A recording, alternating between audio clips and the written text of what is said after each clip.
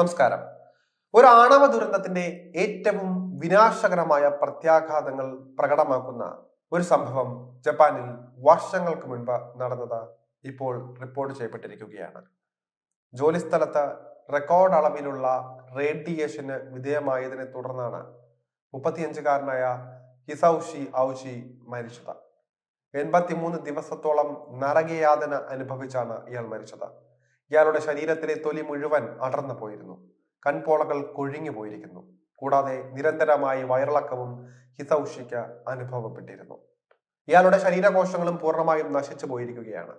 Japan തലസ്ഥാനമായ ടോക്കിയോയിൽ നിന്ന് വടക്ക് കിഴക്കായി സ്ഥിതി ചെയ്യുന്ന ടോക്കായ്മുറയിലെ ഒരു യുറേനിയം സംസ്കരണ കേന്ദ്രത്തിലാണ് ഇയാൾ ജോലി ചെയ്തിരുന്നത്. ന്യൂക്ലിയർ ഇന്ധനമാക്കി മാറ്റുന്ന ഇവിടെ ഇയാൾക്കൊപ്പം 3 പേരാണ് ജോലി ചെയ്തിരുന്നത്. 1990 സെപ്റ്റംബർ 30-നാണ് സംഭവം നടന്നത്. സംസ്കരിക്കുന്നതിനായി കൊണ്ടുവന്ന യുറേനിയത്തിൽ നിന്ന് ഹിസൌഷിയും സഹപ്രവർത്തകരും ചേർന്ന് 16 കിലോഗ്രാം സംസ്കരണ യൂണിറ്റിലേക്ക് നിക്ഷേപിച്ചു. എന്നാൽ ഈ സംസ്കരണ യൂണിറ്റിന് 2.4 കിലോഗ്രാം മാത്രമേ ശേഷിയുണ്ടായിരുന്നുള്ളൂ. തുടർന്ന് ഇവിടെ വൻതോതിലുള്ള സ്ഫോടനമാണ് നടന്നത്. യന്ത്രത്തിന്റെ സമീപത്ത് നിന്ന ഹിസൌഷിക്കാണ് ഏറ്റവും അധികം അണുപ്രസരണം ഏറ്റത്. പരിക്കേറ്റ 3 പേരെയും ഉടനടി ആശുപത്രിയിൽ പ്രവേശിപ്പിക്കുകയായിരുന്നു. പ്രാഥമിക പരിശോധനയിൽ ആരോഗ്യവാനായി കാണപ്പെട്ട ഹിസൌഷിയുടെ നില പിന്നീട് ഓരോ ദിവസവും കഴിയും തോറും മോശമാവുകയായിരുന്നു.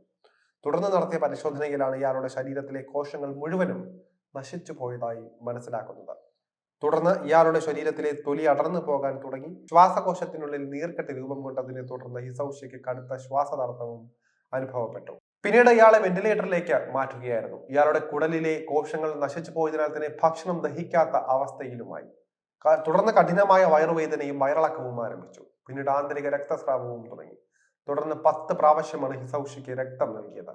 ഒരു ഘട്ടത്തിൽ വേദന സഹിക്കാൻ വയ്യാതെ തന്നെ ഇനി ചികിത്സിക്കേണ്ടതില്ല എന്നും മരിക്കാൻ അനുവദിക്കണമെന്നും അദ്ദേഹം ആവശ്യപ്പെട്ടിരുന്നു. ആന്തരിക അവയവങ്ങളുടെ പ്രവർത്തനം നിലച്ചതിനെ തുടർന്ന് ഹിസൌഷി ഡിസംബർ 21-ന് മരിച്ചു. തുടർന്ന് 2000 ഏപ്രിലിൽ ഹിസൌഷിയുടെ സഹപ്രവർത്തകനും മരിക്കുകയായിരുന്നു. ഇവരുടെ കൂട്ടത്തിൽ ഉണ്ടായിരുന്ന ഒരാൾ മാത്രമാണ് ജീവിച്ചിരുന്നത്. ഈ സംഭവത്തെ തുടർന്നാണ് ജപ്പാനിൽ ആണവോർജവുമായി ബന്ധപ്പെട്ട് പ്രവർത്തിക്കുന്ന സ്ഥാപനങ്ങളിൽ നിരവധി നിയന്ത്രണങ്ങൾ സർക്കാർ കൊണ്ടുവന്നത്.